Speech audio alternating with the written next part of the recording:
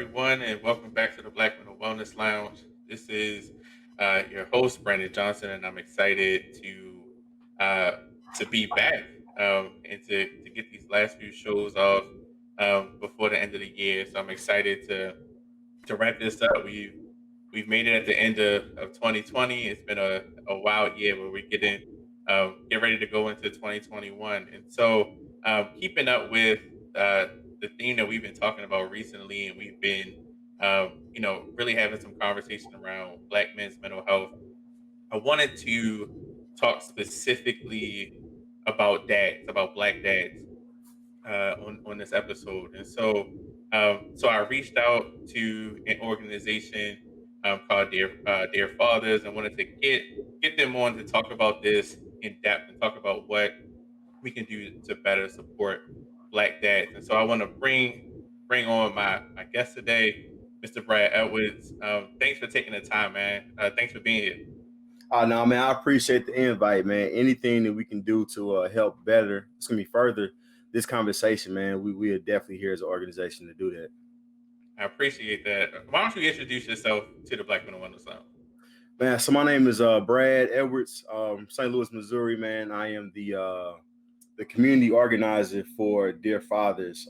We are a media-based platform that is here to change the narrative of what Black fatherhood looks like. When I say change the narrative, for us, that means to show what's really going on. Media always has this way of painting the Black father as being absent, or even when he's there, not being present, when that's far from the facts. You know, it's statistics that show that the Black father is more active and present in a child's lives than most other races. So we just want to focus on changing that narrative and changing what we see as a whole, as a community, and as a world in general, and really place the respect on the Black father that should be there. Absolutely, that's awesome. And so, going to what are some of the other things that you all as an organization, do, and some of the other things that you all have created as a part of the Dear Fathers platform? So, man, we have a plethora of shows, man, and I hope I don't leave anyone out in this. We have a show based for creative dads that a guy, Amiri, out of New Orleans runs. We have Life That I Do with the Rocks.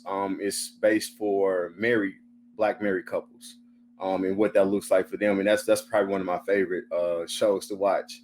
What else we do? We all kind of community-based events. You know what I'm saying? Well, COVID has really kind of slowed that down, which is why Straight Mental has been one of our most successful community events, because we're able to do it virtually. And honestly, COVID makes this so much better because now we have to look at everything from that virtual space. So we're able to reach so many more guys than if we were just doing this isolated to each city that we have team members in. So anything that is uplifting and involving Black fatherhood, we're looking to get into that space if we're not already there.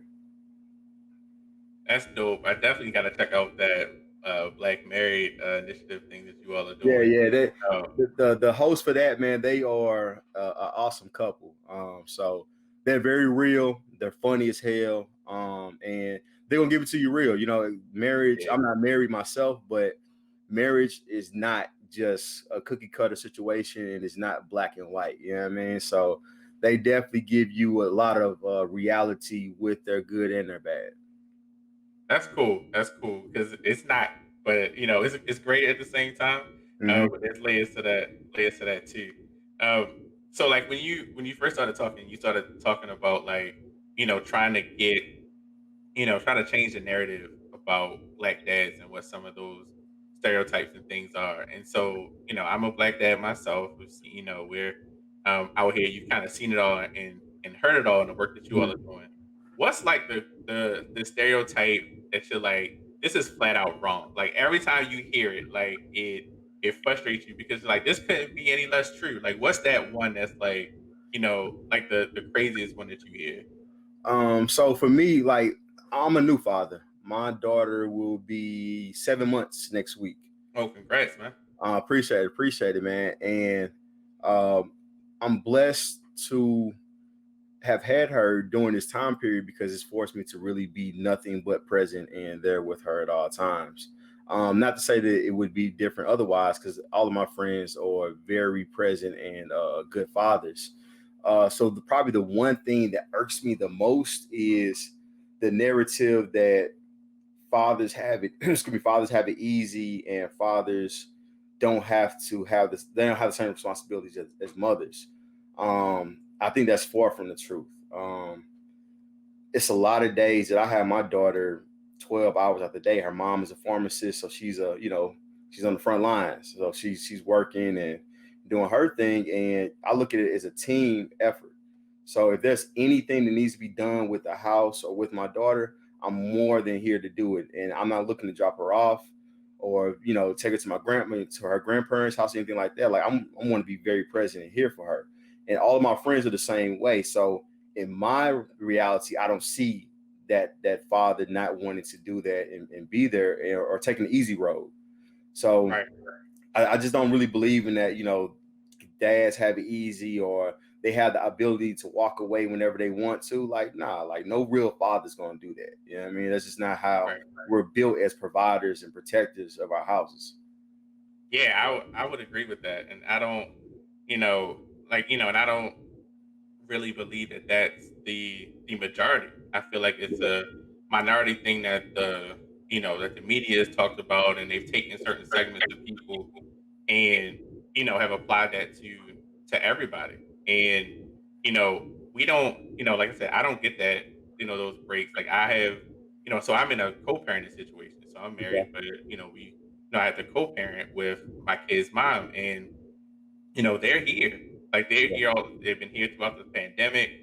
Like 100%. Like that's not a thing that we're able to do. And I wanted that. I was like, let them, you know, stay here and be able to do those things. Like that's Mhm. really what the charge is um, with us as dads. And I think that that's something that we should definitely think about how we're able to change.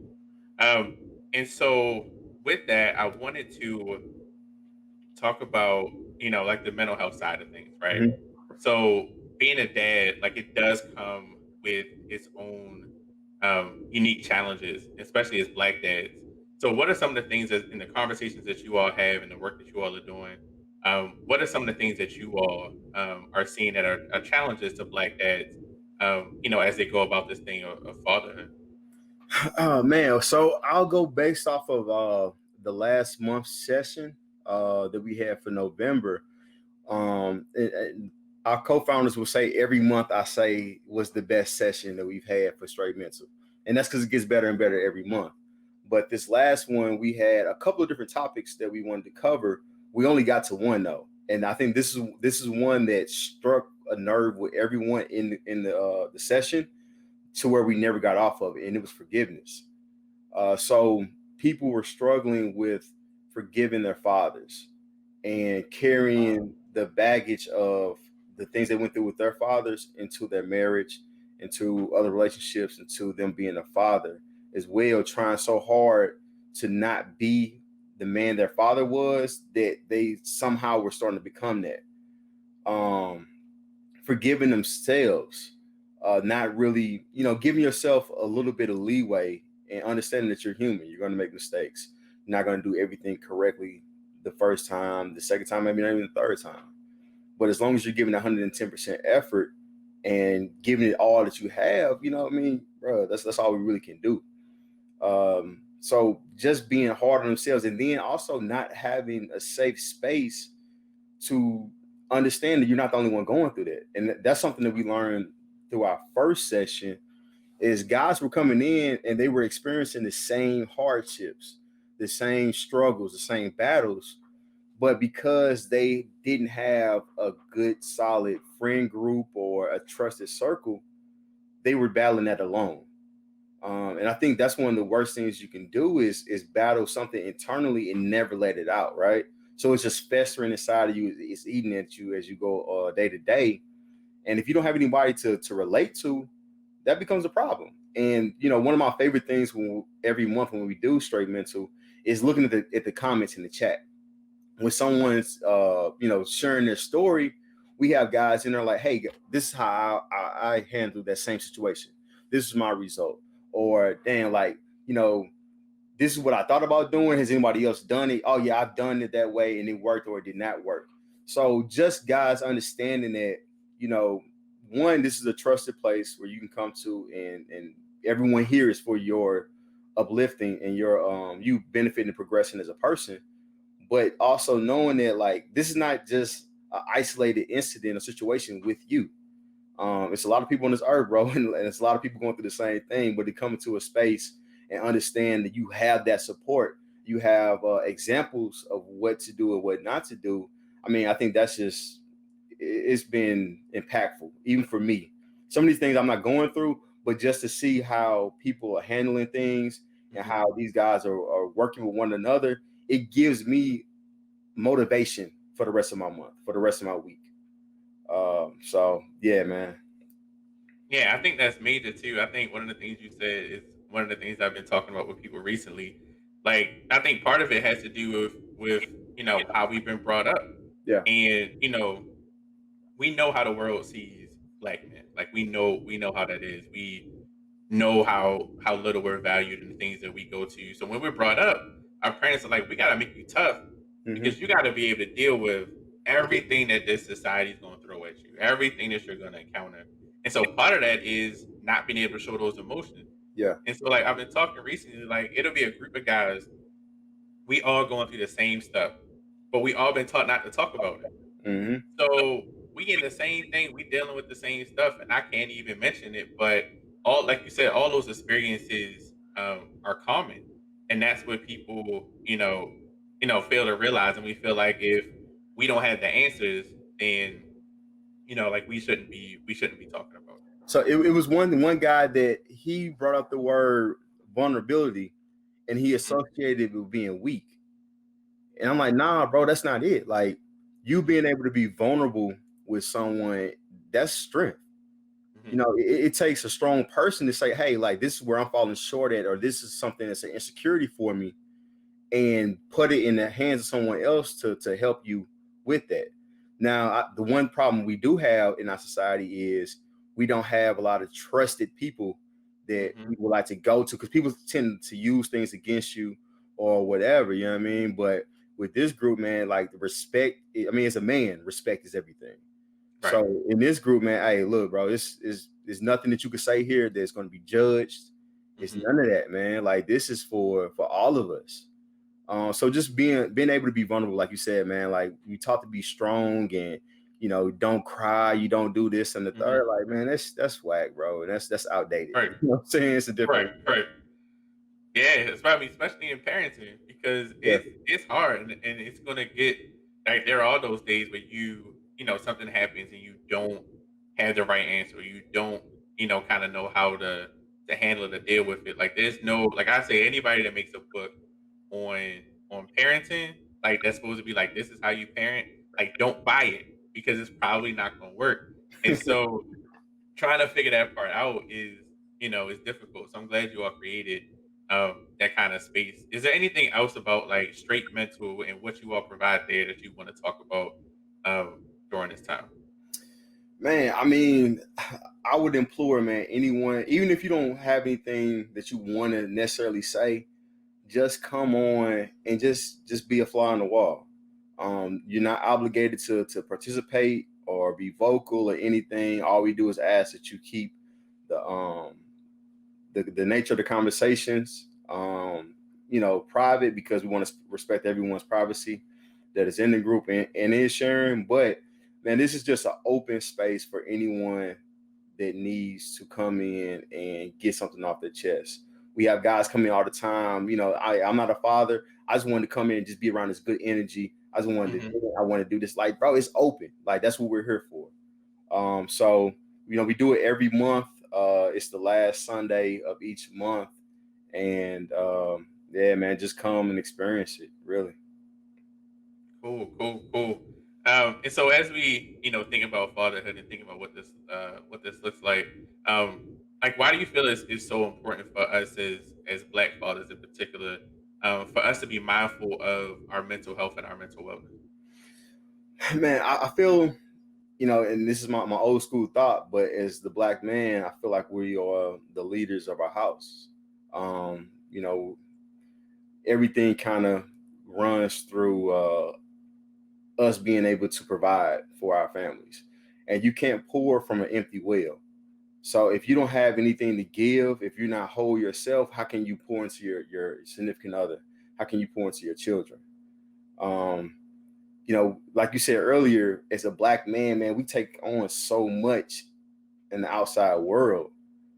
So we have to find a way to protect our peace, to make sure that we have just a sense of peace. Period, man. Just to take it back into our own homes. We don't never want to take anything out on our significant other, on our children, because of some things we experience in the world. But if we have a healthy outlet, then we can let that stuff go before we walk back in, and we can be the loving man that we should be to our family. Absolutely, absolutely. So there may be some people, watching this, or who take a look at this, and they're the significant other of a black dad. Like, they're married to a black dad. They have friends with black dads. Like, what would you say to them in your conversations? Like, how can they be supportive, or more supportive, of the black dads that they're around? Well, I think just how we talked about earlier about the black man always has to give off this facade of being strong and not speaking up. I think if you are a significant other or you are a friend, you got to check on that man. You have to understand that just because he gives off this image of being strong and unbothered, man, he might be going through some things. He Mhm. doesn't show it, but to know that someone is there, I think for some people does a lot. If you Right. think you're going through this alone and you don't have that option to even reach out and talk to somebody, that's a whole lot different than someone's telling you like, "Hey, bro, if you ever need to talk, man, I'm here." Or your significant other just saying, "Hey, if you need a break or you need this and a third, I got you. I'm here for you." One thing I try to do with all of my friends, like I'm really observant when it comes to my friends. So I'm an only child, so my friends are like my brothers. Hmm. So if I'm aware that you're going through something, I'm going to check up on you. And if I have a friend that I know had been going through something and we hadn't talked in a couple of weeks, and I'm just blowing his phone up at this point because Right. Right. I need to know that you're okay. And we end up talking, man, talk for a while, and at the end of the conversation, I'm like, "Hey, man, I love you, and whatever you're going through, you're not going through it alone. I'm always here for you to call me." You know what I Hmm. mean? Like people just need to know that, man, and we can't be afraid to go that extra mile to make sure that our loved ones know that we are here, especially if they're a man, because that pride is a mother. So Yeah.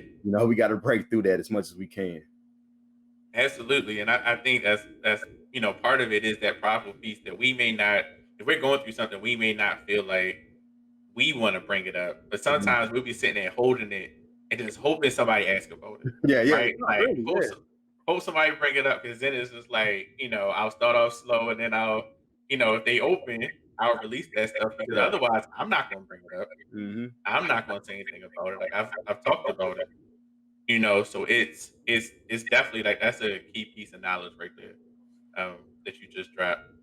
So, last question, um, for a dad who may be watching this, who may feel stressed and overwhelmed, like, what advice would you have for them to help them to see, like, the beauty in fatherhood, because it can be stressful.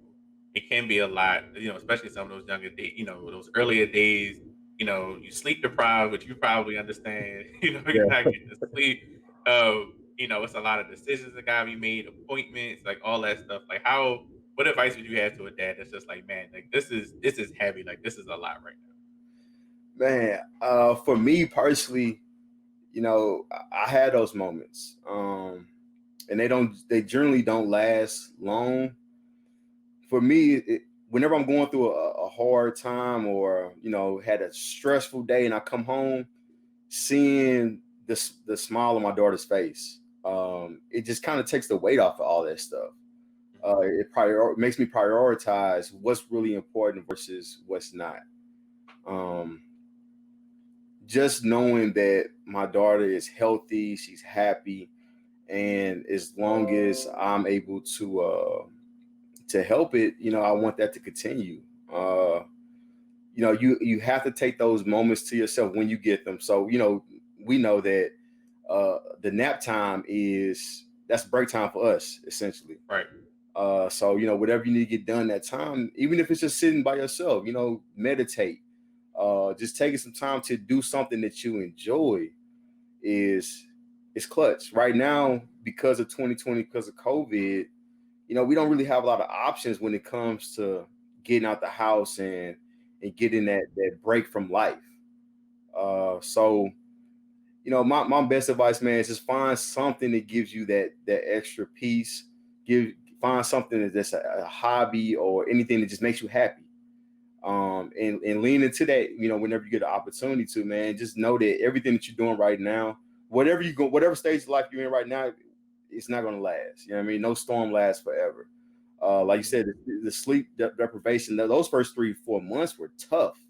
Brutal. Man, but I made it through it. I made it through hell. Mm-hmm. So, I'm coming up on month 7. So, when my daughter wakes up in the morning now, it's not I'm screaming my head off and feed me. It's like, oh, daddy, what's up? Let's watch some TV Right. and chill for a second. Like, I looked at everything a day at a time. And whatever the down period was, I knew it wasn't gonna last. And more than that, I knew I owed it to that little girl to make sure that I fought through whatever it was, and keep my sanity at the same time. Absolutely, absolutely. Well, man, I appreciate you jumping on. Let people know how to get connected to you, their father, straight mental, and all the things that you all have going on right now. Man, so www.dearfathers.com is the website. And you can always sign up for Straight Mental via the website. You can find us on Instagram at dear.fathers. My personal is Reese, REACEY 23 for IG as well. And Facebook, we're Dear Fathers as well. So, social media, man, we have a lot of stuff going on all the time. We have a podcast that we have, all kind of people. We have this last season, we just had Bradley Beal, Cedric the Entertainer, Leon from, the Temptations and all this stuff. It's only one Leon. But man, Chico Bean, we're about to drop. Ozzie Smith, we just dropped. So man, we've had a lot of celebrities, and that's probably one of my favorite parts of what we do at Dear Fathers is talking to these celebrities, talking to these Hall of Famers, it's NBA Mhm. All Stars. And what you see is, we talked about this with the media earlier. The media doesn't do a very good job of highlighting the kind of fathers that these guys are. Right. So when we get them on a podcast, sometimes it's, we're allotted 45 minutes. When we look up, we're an hour and a half in because we've given them an opportunity to speak about something that they hold near and dear to their heart. Like they'll die for their Mhm. children. So when you give someone an opportunity to talk about something that they really care about, it's not about how many points they scored in the game or how Mhm. many tickets they sold to a concert. It's about something they love more than anything else in life. So you really see that. So just to Right. see those guys that excelled in whatever their career is, show that much love into their children, and just all that emotion come out, it's impactful. So no matter where you at in life, man, being a father, especially being a father to a Black child, man, it's beautiful. Mhm. And it's a responsibility that we all have to make sure that we're doing the best for them and ourselves. Yeah, and that's usually the primary role. So like if you're a dad, you like that's how you identify first. Like I got skills, I got a job, like you said, NBA All Stars and other entertainers, comedians. First and foremost, they're like, I'm a dad. Yeah. You know, and that's dope. That's dope. But man, Brad, I appreciate you. I appreciate you jumping on. And appreciate you. And the work that you all are doing at Dear Fathers. It's definitely Nah, nah, definitely, man. And I appreciate you, bro. So I mean, we definitely got to connect. You know what I mean, going forward, man. But keep doing what you're doing, man, and spreading this good word, man, and this good energy, bro. Because we definitely need it in as many spaces as we can. I appreciate that. I appreciate that, man. So this will be our last guest for 2020, and we'll go into 2021. So thank you all for jumping on, and we'll connect soon.